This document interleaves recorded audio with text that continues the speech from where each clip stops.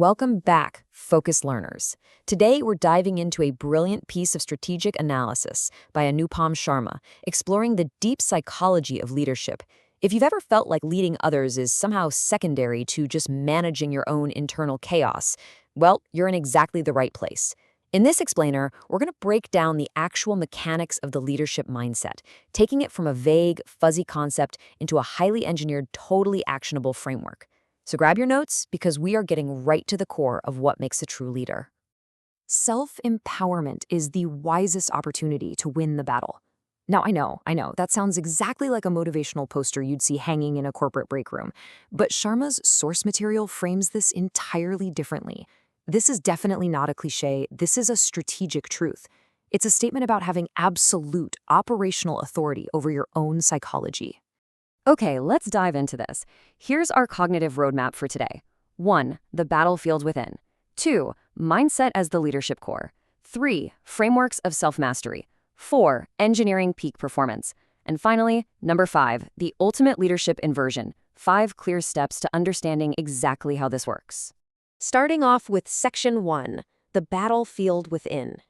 Before we can talk about winning, we absolutely have to separate two things people constantly mix up: the mind and the mindset.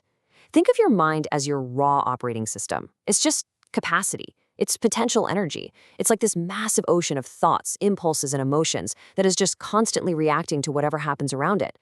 In contrast, the mindset is your structured programming. It's the direction, the kinetic energy. If the mind is the ocean, the mindset is the current directing its flow. The mind simply reacts. The mindset decides how to react. You could literally have the most brilliant mind in the world, but without a calibrated mindset, your leadership is going to be completely scattered. And this distinction, it's huge because every leader is fighting multiple battles all at once. You've got internal battles like fear and doubt, external battles like market competition and pressure, and existential battles about your core purpose. Here is the fatal flaw in most leadership strategies today. Most people try to win the external battles, the competition, the market share, without conquering the internal ones first. If your internal state is in chaos, I guarantee your external strategy will eventually collapse. Moving right along to Section 2, Mindset, the leadership core.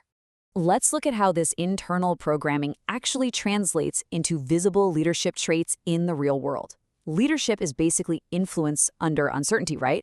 Take decision-making. A reactive mindset avoids risk and seeks validation. But an empowered mindset, it embraces uncertainty to find growth. Now look at resilience. A fragile mindset breaks under pressure, but an anti-fragile, empowered mindset literally uses that pressure to grow stronger. Mindset isn't just some soft skill.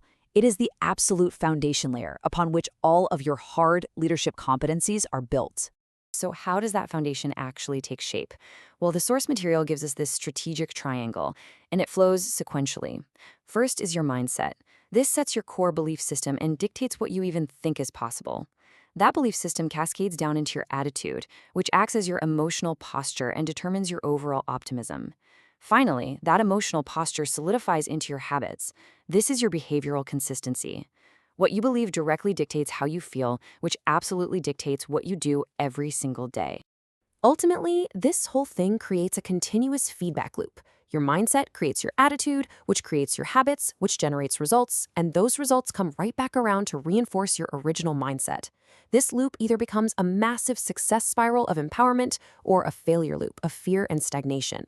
A true leader's absolute most important job is to consciously design this loop rather than just falling into it by default. Next up is Section 3, Frameworks of Self-Mastery. What gives this analysis so much weight is how completely different disciplines agree on this exact same concept. Take ancient Indian Dharmic wisdom, for instance. The core philosophy here is that purposeful action, Swadharma, requires self-control. Indriya Nigreha, which is control over your senses and impulses, directly leads to mana shuddhi, or clarity of the mind. So thousands of years ago, the blueprint was already crystal clear. Self-mastery is the absolute prerequisite for leadership.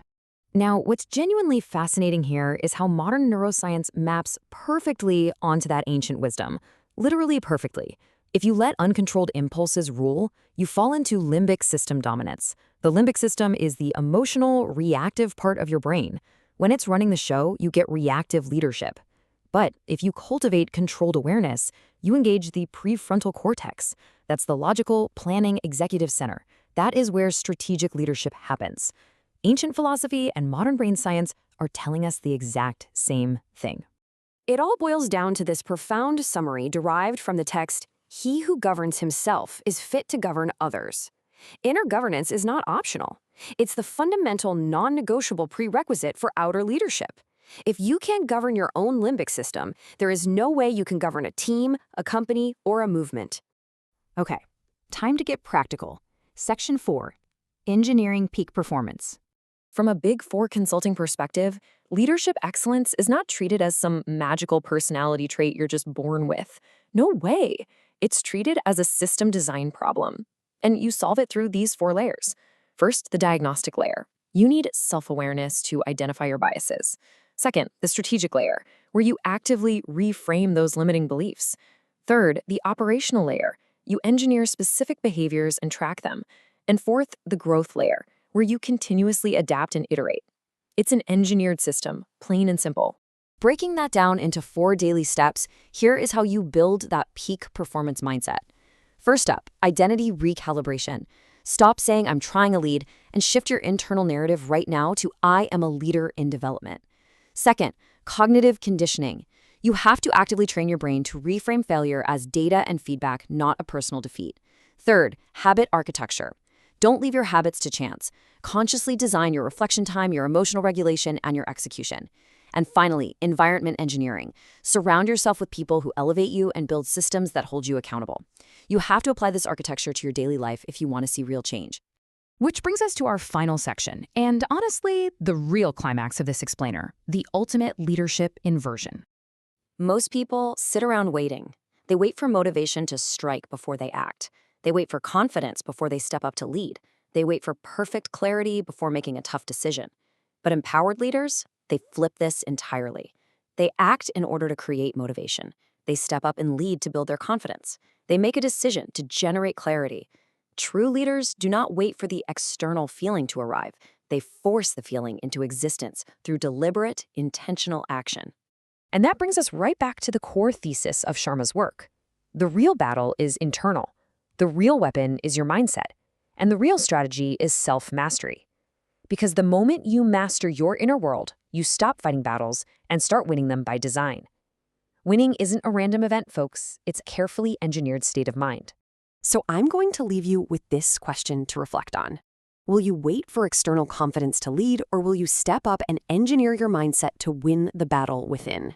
The choice between being a victim of circumstance and an architect of your own reality starts the exact second you decide to take authority over your own mind.